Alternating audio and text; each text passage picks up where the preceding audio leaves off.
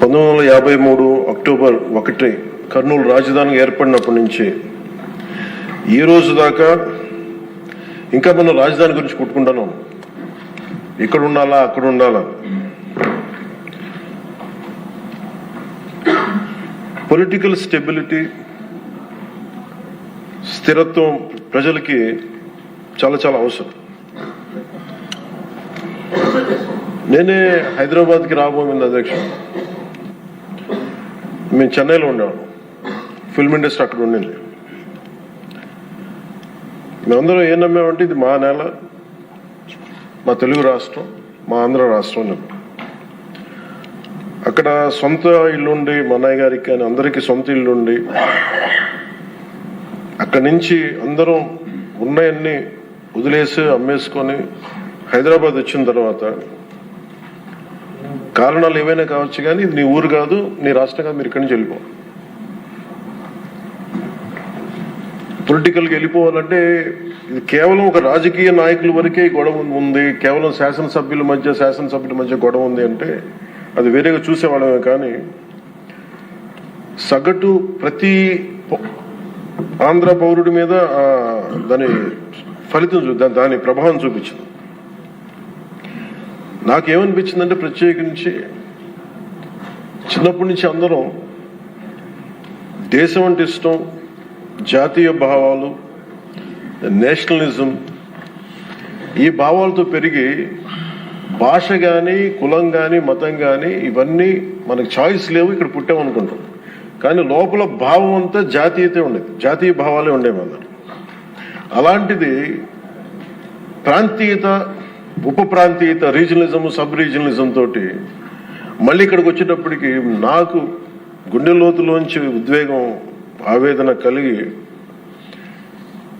జనసేన పార్టీని స్థాపించడం జరిగింది. అలాంటి సందర్భంలో తెలంగాణ అంటే ఇక్కడ ఉన్న లోకేష్ గారు కానీ, నాదెండ్ల మనోహర్ గారు కానీ, గౌరవ మంత్రివర్యులు, నా సహచర మంత్రివర్యులు ఇద్దరు కూడా తెలంగాణలో పుట్టి పెరిగిన వాళ్ళు.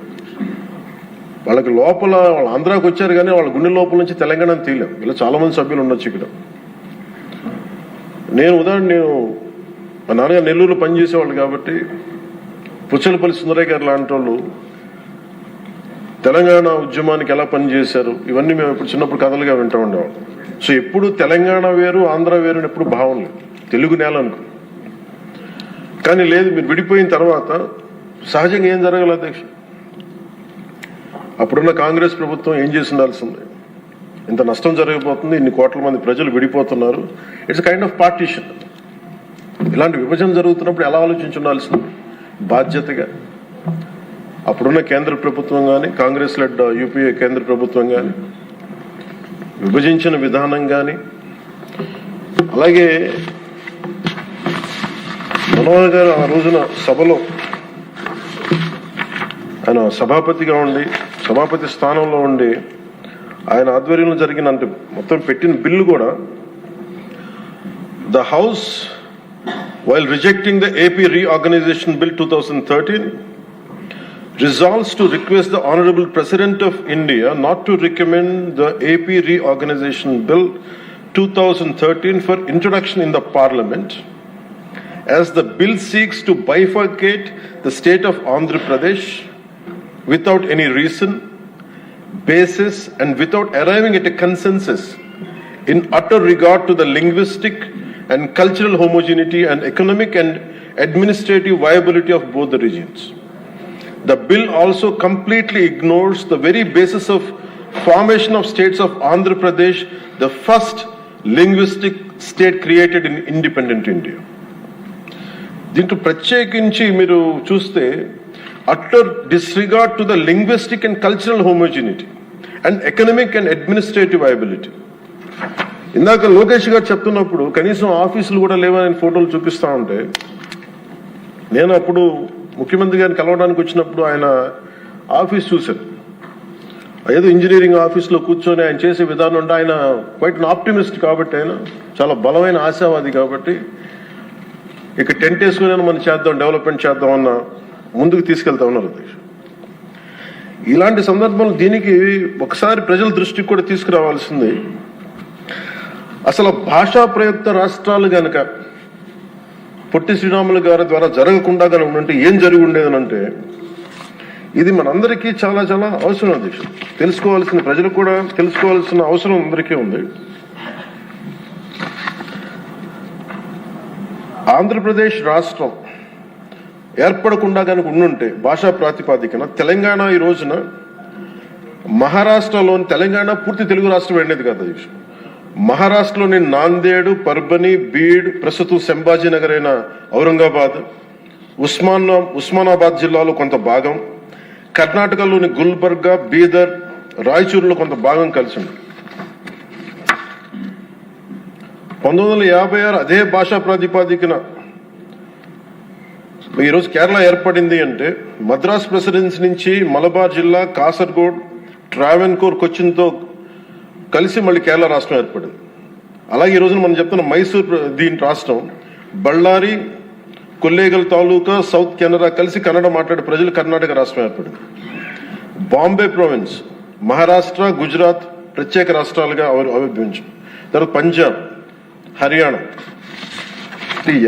అన్ని రాష్ట్రాలు భాషా ప్రయుక్త రాష్ట్రాలుగా మన ఆంధ్రప్రదేశ్ త్యాగంతో నలిగిపోయి ఉనికితో ఏర్పడ్డ తర్వాత తిరిగి మనకి ఒక రాష్ట్రం కావాలి, మనకి ఇది కావాలంటే ఈరోజు రాజధాని లేకుండా ఇన్ని 70 సంవత్సరాల పై, దాదాపు 68-70 సంవత్సరాలు అయినా కానీ, 6 దశాబ్దాలు దాటినా కానీ ఇంకా మనం ఒక రాజధాని లేని రాష్ట్రంగా, ఇంకా సరైన వసతులు లేని రాష్ట్రంగా, ఒక అడ్మినిస్ట్రేటివ్ సౌకర్యాలు లేని రాష్ట్రంగా, ఒక హైకోర్టు సమూలంగా బలమైన హైకోర్టు లేని రాష్ట్రంగా ఇంకా మనం కొట్టుకుంటానే ఉన్నాం. ఇది నిజంగా చాలా ఆవేదన కలిగించేది, చాలా బాధ కలిగించేది. ఒకసారి అనిపిస్తుంది అసలు భాషా ప్రయుక్త రాష్ట్రాల ఏర్పాటుకు లేకుండా ఉండి ఇంకోలా ఉండేదేమో పరిస్థితి అని. మన అన్ని రాష్ట్రాలకి, దేశం మొత్తం మీద మనకి జాగ్రఫీలు మార్చి మన జాగ్రఫీని తుడిచిపెట్టేసుకుని అటు ఇటు ఇంకా కొట్టుకుంటా ఉన్నాం. ఒక క్యాపిటల్ లేదు, ఇంకోటి లేదు. ఇవన్నీ నేను ఆలోచించే 2014లో బేషరతుగా ఎలాంటి కండిషన్స్ లేకుండా ఒకేసారి కూర్చొని నేను ఎందుకు చంద్రబాబు నాయుడు గారి నాయకత్వం, తెలుగుదేశంకి మద్దతు పలికానంటే, ఇది నా దేశం మీద ఉన్న ప్రేమ, నా ఆంధ్రప్రదేశ్ నేల మీద ఉన్న గౌరవం. ఇది ఎందుకంటే ఆయన లాంటి వ్యక్తి ఒక 4 దశాబ్దాల అనుభవం ఉన్న వ్యక్తి, నాయకుడు. ఆయన లాంటి వ్యక్తి చేతిలో ఆంధ్రప్రదేశ్ ఉంటే చాలా బాగుంటుంది. వారు నిర్ణయం తీసుకున్నారు అమరావతి రాజధానిగా ఉండాలి అని. అప్పటికి మనం రింగ్ రోడ్స్ ఎన్ని గొడవలు చూసాం. ఎక్కడైనా సరే భూ సమీకరణ అంటే చాలా గొడవలు ఉంటాయి. అలాంటిది 32,000 33,000 పైచిలుకు ఎకరాలు తీసుకుంటున్నప్పుడు 80 to 90% చాలా సజావుగా సాగింది. అది నేను ఆ రోజుల్లో ఉన్నప్పుడు కొన్ని పరిస్థితులు వచ్చినాయి. ఉదాహరణకి ఉద్దండరాయనిపాలెం దగ్గర చాలా మంది దళిత కులాలకు చెందిన రైతాంగం వచ్చి నా దృష్టికి వచ్చి, ఇట్లా మేము కూడా ఇక్కడే అంటి పెట్టుకున్నాం, మాకు కూడా కొంచెం వేతనం కొంచెం ఎక్కువ ఇప్పించండి, కొంచెం మనకి కాంపెన్సేషన్ ఎక్కువ ఇప్పించండి అంటే, అది ఆ రోజున వారి దృష్టికి తీసుకెళ్ళినప్పుడు వాళ్ళకు కూడా న్యాయం చేశారు. ఇవన్నీ చేసిన తర్వాత ఎక్కడో ఒక చోట ముందుకు వెళ్తున్న పరిస్థితుల్లో 1924 ప్రభుత్వం మారింది. ప్రభుత్వం మారిన తర్వాత అసలు దాని మీద ఎంత కక్ష కట్టారంటే, అంటే ఈ లోపుల్లోనే దాని మీద చాలా అభండాలు వేశారు. ఖచ్చితంగా భూమిని తీసుకుంటున్నప్పుడు కొన్ని సమస్యలు వస్తాయి అధ్యక్ష. అయిష్టత ఉన్నోళ్ళు ఉంటారు. మొత్తం 100% సంతోషంగా ఎవరు, కానీ మెజారిటీ ప్రజలు మటుకు ఇష్టాపూర్వకంగా ఇచ్చారు. అందరూ నాలాగే నేను ఎలా అయితే వచ్చానో మన రాజకీయాల్లోకి, మన ఉనికిని కోల్పోయాం, ఆంధ్రప్రదేశ్కి ఉనికి లేదు, రాజధాని లేదనేది నేను అమరావతి జిల్లా సంబంధించిన రైతాంగం అందరితో మాట్లాడితే చాలా ఎక్కువ శాతం మంది మా ఇష్టం తెస్తున్నాం. ఇక్కడ మేము నేల పోగొట్టుకున్నాం, హైదరాబాద్ పోగొట్టుకున్నాం, మేము ఇస్తాం అని చెప్పి చాలా మంది సంతోషంగా ఇచ్చారు. ఇందాక కేశవ్ గారు చెప్పినట్టుగా ల్యాండ్ తీసుకోవాలంటే గొడవలు వస్తాయి. అలాంటిది 30,000 పైన ఎకరాలు తీసుకుంటున్నప్పుడు ఎక్కడా కూడా ఎలాంటి ఇబ్బంది లేకుండా, గొడవలు లేకుండా కేవలం సామరస్యపూర్వకమైన చర్చల ద్వారా అంటే ఓన్లీ గొడవ ఆ చర్చలు కూడా దేనికి సంబంధించి మాకు ఎంత కాంపెన్సేషన్ ఉంటే మాకు ఎటువంటి దానివల్ల దానివల్ల మా గౌరవ మంత్రి నారాయణ గారి ఆధ్వర్యంలో చాలా సానుకూలంగా సాగింది. పరిస్థితులు ఏమైనప్పటికీ 19-24 మధ్యలో ప్రభుత్వం రాలేకపోయింది. ఆ రోజునున్న ఆ ప్రభుత్వం రాలేకపోయింది. వచ్చినప్పటి నుంచి అసలు ఎలాంటి గొడవలు జరిగినాయి అంటానికి చాలా మీకు ఎంత బాధ కలిగించే అంశాలంటే, ఇంట్లో నుంచి బయటికి రాని ఆడవారు అసలు బయటికి రావాలంటే ఆలోచించేవాళ్ళు. అలాంటి ఆడపడుచుల మీద కష్టం, శారీరక శ్రమ తప్ప వాళ్ళ ఒంటి మీద వాళ్ళ శారీరక శ్రమ తప్ప ఇంకేమీ తెలియని వాళ్ళు వీళ్ళందరూ ఇష్టంతో పొలాలు ఇస్తే ఈరోజు ఇక్కడ రాజధాని లేదు, ఇక్కడ ఉండదు అనే ఒక గత వైసీపీ ప్రభుత్వం చేసిన దీనికి నాకు జనసేన పార్టీ కార్యాలయంకి వచ్చి ఆడపడుచులు ఎలా దెబ్బలు కొట్టారు, పోలీసులు ఎలా కొట్టారు అనేది నాకు ఇది వివరించే దృశ్యాలు అధ్యక్ష. అలాగే ఎలాగ వీళ్ళని వచ్చి ఎన్ని రకాల కష్టాలతో ఉన్నాం, మాకు ఏం చేస్తున్నారు అనేది మా జనసేన పార్టీ ఆఫీస్ దృష్టికి తీసుకొచ్చాం అధ్యక్ష. ఆవిడికి ఇక్కడ చూస్తే మీకు ఆవిడ ఎలా కొట్టారు పోలీసులు అనేది ఆవిడ ఏడుస్తుంది. నేను ఇంట్లో నుంచి ఎప్పుడు బయటికి రాలేదు, నా బిడ్డల భవిష్యత్తు కోసం ఇస్తే నన్ను ఎలాంతా దారుణంగా కొట్టారు చూడండి అని చెప్పి మేము చెప్పుకోలేకపోతున్నాం, మేము కూర్చోబెట్టి ఎక్కడెక్కడ కొట్టారు మీకు చెప్పలేకపోతున్నాం అనేది ఆవిడ చాలా హృదయ విదారకంగా చెప్తుంది. ఈయన పాపం పనిచేసుకున్న రైతే, ఆయన మాకు ఎందుకు కాంపెన్సేషన్ ఇవ్వట్లేదు అని అమరావతి గురించి ఎందుకు మీరు కంటిన్యూ చేయారంటే ఆయన మీద దాడి చేసి రిపీటెడ్గా ఆయన కొట్టింది ఆయన చూపిస్తున్నారు. ఇదే చూస్తే ఇక్కడ ఈ ఆడపడుచున్నాడు. నేను వీళ్ళకి మద్దతుగా వెళ్తే అధ్యక్ష మొత్తం ముళ్ళ కంచెలేసి కూర్చోబెట్టాను పోలీసులతో.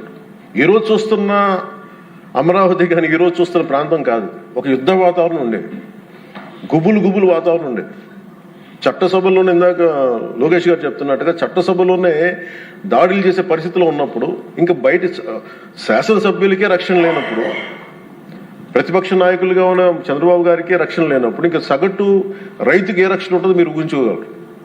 అలాంటిది మేము కూర్చోబెట్టి బయటకు వస్తే అధ్యక్ష మొత్తం ముళ్ళ కంచెలు వేసి మమ్మల్ని ఇక్కడ కూర్చోబెట్టి మీరు 15 నిమిషాలు కూర్చుంటే వెళ్ళిపోతామంటే ఇంకా నాకు విసుగొచ్చి గొడవ పెట్టుకొని మీరు వదిలితే వదలండి, లేదంటే మీరు కంచెల నుంచి ఒళ్ళు చిరిగిపోయినా ముందుకెళ్తామని చెప్పి ఆ పొలాల మధ్యలో నుంచి వెళ్తే అప్పుడు కూర్చోబెట్టి గొడవ పెట్టుకుంటే పోలీసులు వెళ్తే వాళ్ళందరూ చెప్పుకున్న బాధ అధ్యక్ష, వాళ్ళ ఏడుపుల అధ్యక్ష, పాపం ఈ రైతులు కన్నీళ్ళు చాలా ఇవన్నీ ఆవేదన కలిగించింది. ఈ అబ్బాయి అయితే ప్రత్యేకించి నోటి మాట కూడా రాదు అధ్యక్ష. ఈ అబ్బాయికి బాధ ఎలా కొట్టారో కూడా అబ్బాయి చెప్పలేదు. ఈ అబ్బాయి వీళ్ళందరూ కూడా దళిత కులాలకు చెందిన కులాలు అధ్యక్ష. ఈ అబ్బాయికి మాట కూడా రాదు, ఏడుస్తా అంటే ఏం చెప్పాలో తెలియట్ల, భాష లేదు ఆ భావానికి, ఆ ఏడుపుకి, ఆ వేదనకి భాష లేదు. ఆ సైగలతోటి ఆ రాని వచ్చిన ఒక మోగ గొంతుతోటి మాట్లాడుతుంటే నా గుండె కరిగిపోయింది.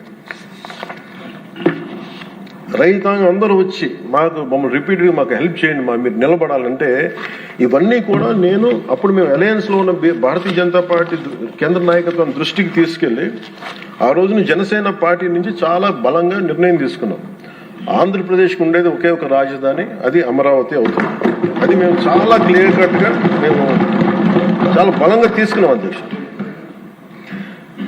ఇది తీసుకున్న తర్వాత మాకు అక్కడి నుంచి 3 రాజధానులు అంటే సమస్యని పరిష్కరించకపోగా జటిలం చేశారు వీళ్ళందరూ.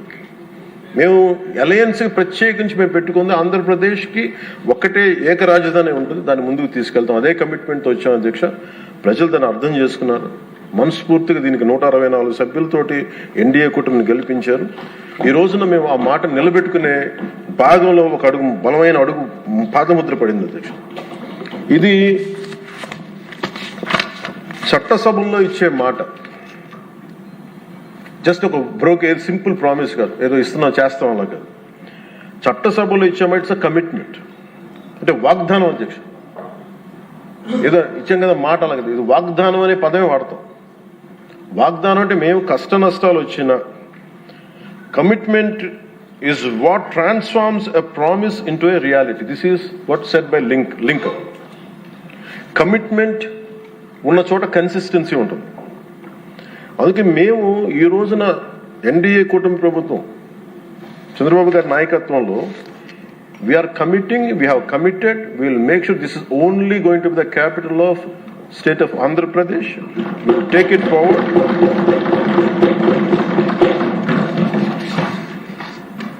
ఎందుకంటే మా ఇంటెంట్ చాలా చాలా క్లియర్గా ఉంది. It's not a simple intent, it's a commitment అధ్యక్ష.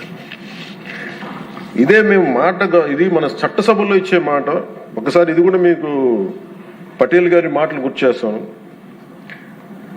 600 పైచిలకు మన చిన్న చిన్న రాజ్యాలన్నీ కలిసి, ప్రిన్సిపల్ స్టేట్స్ అన్ని కలిపి ఇండియన్ యూనియన్ గా పెట్టినప్పుడు ప్రైవీ పర్స్ పెడతాం, మీకు అందరికి ఇస్తాం అనేది, రాజభరణం ఇస్తామని చెప్పిన తర్వాత ఆయన అయిపోయిన 2 రోజులకి చెప్పి అప్పుడు రాజభరణం ఎందుకు వాళ్ళని మాట్లాడుతుంటే, మన చట్టసభలో ఇచ్చిన మాట మనం ముందుకు తీసుకెళ్ళకపోతే ఈ చట్టసభల మీద విశ్వాసం ఉండదు.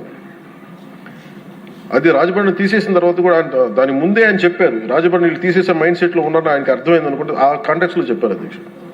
అలాగా మేము this should be a commitment. ఇందాక లోకేష్ గారు చెప్తా, ప్రతి ఒక్కరికి ఇదే భయం ఉంది, మళ్ళీ రేపు పొద్దున వీళ్ళు వస్తే ఏం చేస్తారని. ఏమి చేయలేరు, రారు, ఏమి చేయలేరు. దానికి ప్రతి పెట్టుబడి పెట్టేవాడు, భూమి ఇచ్చిన ప్రతి రైతు, సెంటు భూమి ఇచ్చిన రైతు దగ్గర నుంచి 1,00,000 కోట్లు పెట్టిన మన లక్ష్మీ గారి దాకా ప్రతి ఒక్కరు ఏమడుతుంది, they need stabilities. We have to commit ourselves. We will give stability for the 5 crore people of Andhra Pradesh. Through that we stabilize our country, Bharat. ఇది కనుక మనం నిలబడకపోతే మనందరికీ భిన్నమైన అంశాల్లో కొంత తేడాలు ఉండొచ్చేమో, అభిప్రాయ భేదాలు ఉండొచ్చేమో, పాలసీ ఎలా కాకుండా ఎలా చేయొచ్చేమో అభిప్రాయ భేదాలు వస్తాయేమో, రావచ్చేమో నాకు తెలియదు. ఇప్పుడు దాకా రాలే, సంతోషం. రాకూడదని కోరుకుంటున్నాను ఖచ్చితంగా. కానీ ఏది ఏమైనప్పటికీ భవిష్యత్తులో మటుకు మనందరం ఒకటే మాట మీద అమరావతి రైతాంగానికి కట్టుబడి ఉండాలి, నిలబడాలి. This is my commitment. This is what our commitment from Janasena party to our trusted honourable CM గారు శ్రీ నారా చంద్రబాబు నాయుడు గారికి. మనస్ఫూర్తి ఇస్ అవర్ కమిట్మెంట్. మేము ఎక్కడికి దీన్ని మాట మార్చం, దీన్ని ముందుకు తీసుకెళ్తాం. దీనికి ఎంత డబ్బులు పెట్టాం, ఎంత డబ్బులు వస్తుంది, వీటన్నిటికంటే కూడా విసిగిపోయాం. 1953 నుంచి ఈ రోజు దాకా ఒకళ్ళేం అటు బొమ్మన్నారు, ఇంకొకరు ఇటు బొమ్మ లేదు, మళ్ళీ ఇటు బొమ్మ అన్నారు. ఎవరి త్యాగాల మీద అయితే అందరికీ భాషా ప్రయుక్త రాష్ట్రాలు వచ్చినాయో, భాషా ప్రయుక్తతో నాందికి పలికిన ఆంధ్రప్రదేశ్కి ఈరోజు ఇంకా మనం కొట్టుమిట్లాడుతూ ఉన్నాం. ఇంకా సెంట్రల్ దగ్గరికి వెళ్ళి దేహాన్ని అడగాల్సి వస్తుంది, మాకు ఇవి ఇవ్వండి, మాకు ఆఫీసులు ఇవ్వండి, లేదా ఇందాక మీరు చెప్పిన ఆ షెడ్యూల్స్ రావాల్సిన ఆఫీసులు కానీ ఇంకా రావాల్సిన ఏమి రాలేదు. ఇంకా అడగాలంటే మన గొంతు చాలా బలంగా ఉన్నాం. సబ్ రీజనలిజం అనే యాటిట్యూడ్ తీసేయాలి మన దగ్గర. మీరు ఉత్తరాంధ్ర, మీరు రాయలసీమ, ఏంటి రాయలసీమ, ఏంటి ఉత్తరాంధ్ర, ఏంటి గోదావరి జిల్లాలో అన్ని కలిపి ఆంధ్ర కాదా? అందరూ మాట్లాడి తెలుగు వాళ్ళం కాదా? అసలు తెలుగు జాతి ఐక్యతగా మనం